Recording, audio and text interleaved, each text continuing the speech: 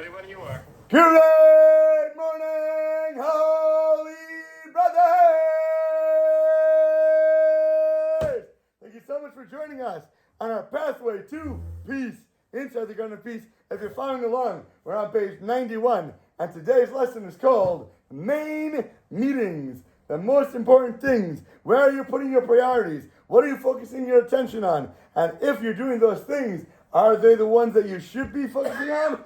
Or just something that is sweeping you away and pushing you under the rug, like the Yetzer Hara, because he tries to get us away. But in reality, even the Yetzer Hara is for our best. We should act b'simcha, because he enables us to be able to move up on the ladder, to move up on the rungs. If it wasn't for him, if it wasn't for the resistance, if it wasn't for the stress, we'd never be able to build our big muscles when we go to the gym. So you need to have something that's stressful in order to make those big gains, and then we see them as positive reinforcement through simcha as well. Because we don't see only bad, we see only good and good and good. Yetzer Hara doesn't exist. God willing, everyone should see that way and act that way, halavai, and talk that way as well. Come closer a little bit more. Okay, an urgent meeting. Try this scenario. The husband has an urgent, moving, magnificent main meeting somewhere, but the wife, nope, she doesn't want him to go. She has something else on her mind. She wants his attention. She wants him to fold laundry, even though he's got to get out that door in a dash. So, what should he do? The answer is that Hashem decides whether or not he will actually go. And he should subjugate his will to do what Hashem wants him to do. Whatever is happening around him, stop trying to think there's 10,468 other people in your life. If the light turns red, it's because Hashem wants you right now to be here for another minute and a half. Don't think that, oh my gosh, now I'm going to be late to work. This is when Hashem wants you to be at work. For whatever reason, he's making these things happen in your life, and then you're going to be mad because of it, just because you think you're supposed to be at a certain place at a certain time, and then all of a sudden you miss a flight. That flight was not meant to be the one that you're on. That was not your flight. The next one was. It's because you think you're supposed to be on it. The husband should therefore tell his wife that he's happy, he's excited, he's enthusiastic, he's zealous to abide by her decision and stay home if that's what she wants him to do. My pleasure, no problem.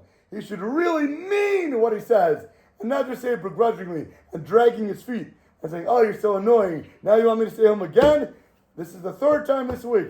And take off his hat, take off his coat, sit down beside her and say, sweetheart, whatever you need, I'm here for you. It's my pleasure. It's my greatest honor. For in his heart, he should say and he should pray, Hashem, if you do not desire, if it's not your will, or you do not want that I go where I plan to go, then help me accept this obstacle happily, with faith and understanding, and help me believe that this is your will, so I can accept your decisions with full emunah and with full happiness and with full joy in every single moment, in every scenario throughout the day.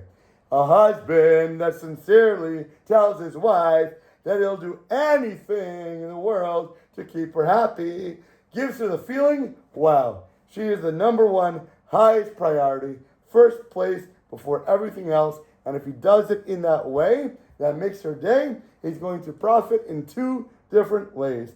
First, if she prevented him from going because she felt neglected, because she felt that she doesn't get listened to, she felt that he doesn't care about her, now that he's given her the sincere and befitting respect and the attention in this moment when he didn't run out the door, giving her the feeling that she's really first place in his life, guess what?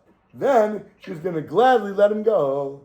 Then she'll encourage him to get out the door because she's not competing. She doesn't have to fight with anything. Then she loves him and she feels honored. So then of course she'll get him out of the house because she has that feeling. Secondly, by giving into her, what he's actually doing is giving into Hashem. That's exactly what Hashem wants. Once a husband puts down his ego, he's mavatal himself to get rid of his desire, his fire, his wants and his lusts that he runs after, then Hashem will not need to send him that obstacle in life because he's already put himself down. Why does Hashem need to take out the boxing glove and punch him in the face 100 times to get him knocked down on the floor? He's already down. He's already on the floor. You don't need to kick him while he's down. You don't have to knock him down because he's already there. So Hashem won't give you those types of tests, those types of trouble, those types of tribulations, because you're already in the place where you need to be. If Hashem is a fork in the road and you need to go right or left, all of a sudden you start turning the wheel to the right, he's going to get a bull to come out and ram you the other direction. Or he's going to make the wheel not be able to turn that way, and then you get upset. Oh, it's only turning left. Because that's the place you're supposed to go. But if you already turn left on your own, Hashem doesn't need to pot you. If your kid runs into the street, you need to give him a sense. Hey, get back here. Not because you hate your kid. You love your kid. But you want to save them. You want to help them. We just need to take off the word if. If we would take out the word if, there's no choice. No choice. This and the is choice is Hashem is taking us wherever He wants. If you see only a left turn, you don't have any cheshbon to go right. There's no choice. There's no if.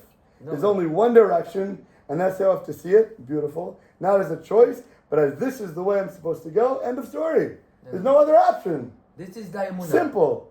And that keeps you happier. Because then you're not sad, you're not missing another choice that you're missing, because there is nothing else to miss out on. Very good. Machshava is besimcha, it's the opposite words. Machshava is letter. The letters are twisted around. Machshava and simcha. Your own thought, your own choice versus happiness. If you don't think about it and you just do the right things, you'll automatically be filled with happiness, because you won't have any depression, you won't have any sadness, because you don't feel like, oh my gosh, now I'm missing out. I could have been doing 20,000 other things. And yes. It's the best antibiotic in the whole wide world. Simcha! Simcha! Which is just a few days ago, we had a bris of my new son, and his name is Simcha! Simcha Gedalia. Simcha Gedalia, Leyad B'Simcha, Leyad B'Simcha Dami. Hayya! Simcha Gedalia, Leyad B'Simcha, Leyad B'Simcha Dami. Simcha Gedalia, Leyad B'Simcha, Leyad B'Simcha, Leyad B'Simcha Dami. Gedalia. If at any rate she does not want her husband to go out of the house, that means that there must be an additional reason for him not to go. It's not just to hurt him, it's to get him onto the right track and take that if out of the equation. Maybe the wife feels that she's threatened. Maybe she feels that she's in competition with whatever he's going to do. Whatever is pulling away his excitement. His eyes might be looking at another woman, and she's like, I'm right here. Why? How can you be looking at something else? There's nothing else in the world but me. That's how you have to see your wife. Just like Adam Rishon, he said to his wife, you're the most beautiful woman in the world. There was only one woman in the world. How can I say she's the most beautiful? Because to him, every other woman looked like a monkey. Every other woman looked like an ape. Because they were apes. And that's how we have to see every other thing in our life. There's only one in front of me, and that's the most beautiful thing in my life. And even if your wife is not so attractive, even if she's not a top model, even if she's not a 10 out of 10, if she's the only one you're looking at, I guarantee you're going to be excited to look at her. This is it. But once she knows that she's first place in his life, she won't feel the need, she won't feel the requirement, she won't feel the pull, the desire to compete with anyone or anything else in his life. But if she's resisting him, if there's a fight back and forth, if there's still a pull in the opposite direction, then it's time for him to stop, evaluate what you're doing, and try to figure out what area in life you need to be doing teshuvah. And you need to pray to Hashem. Every single day, we do at least 1 hour of Hisbodedus. In the Hisbodedus, you start out with being a Yehudi. You have to be somebody who wakes up in the morning and says, Moda ani lefanecha. I am alive today just because God gave me my soul, and I'm happy, I'm excited that I'm here on this world, on this earth for one more day, so I can do more, so I can accomplish more, so I can keep moving up on my level. I'm not happy staying where I am. I want to keep improving, to keep doing better. And I'm so thankful to God to have the opportunity to be able to do more in another day. Other people, they never know they're going to wake up in the morning. You don't know what's going to be in store from today to tomorrow. So we always have to appreciate life, that we're here, and be thankful to Hashem for it. Then once you're thankful that being alive, you can go through 1,000 other things you're thankful for today.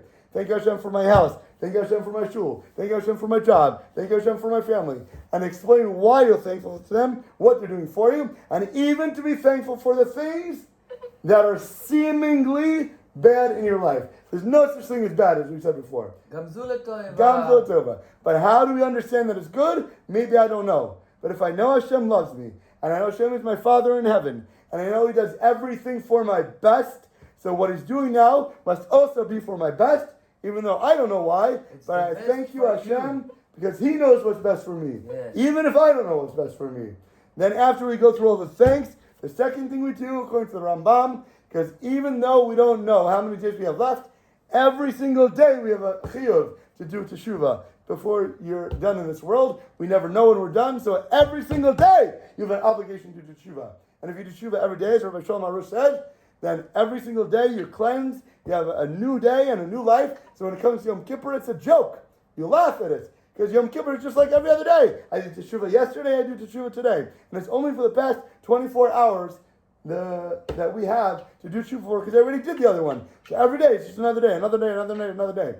So if we do teshuvah every single day, and we understand what does Hashem want me to do, how can I be better, how can I grow, what can I learn, this is exactly what we're saying here. If Hashem is sending you a message, you should stop, not wait till tomorrow morning when you need to teshuvah. Right now! What Hashem is talking to me. What am I supposed to understand? What am I supposed to do right now and learn from that He's sending me a message that I can do better and be better right now, so I don't need any punishments, so I don't need any hardships, I don't need any financial distresses, I don't need to have a leak in the roof, I don't need to have a car break down. If Hashem wants to suck the money away, He'll understand why it is and how it is and be better for it. Hashem wants to bring you bracha. He wants to give you every blessing in the world. But if you don't have Shalom Bayis, the Gemara says, you're going to be limiting your flow of parnasa. Your wife is the one who brings you money. Your wife is the one who determines your financial situation. If you are good to her and have a blessing, Hashem will bring the blessing down to you through your money as well. And the third part of the Hespodus, as you already know, are all your bakashas, all your requests. Hashem, I want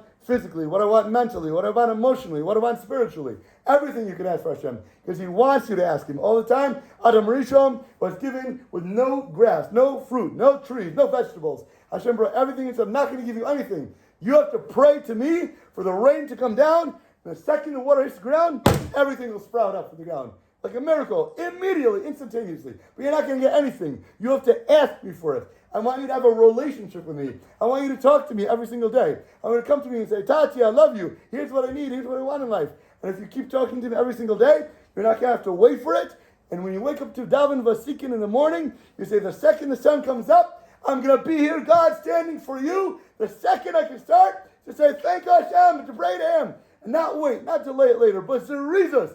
That when you ask Hashem for something, Hashem's not going to say, wait another 5 years, wait another 10 years. You were here for me, I'm going to be here for you. And I'll answer you right away.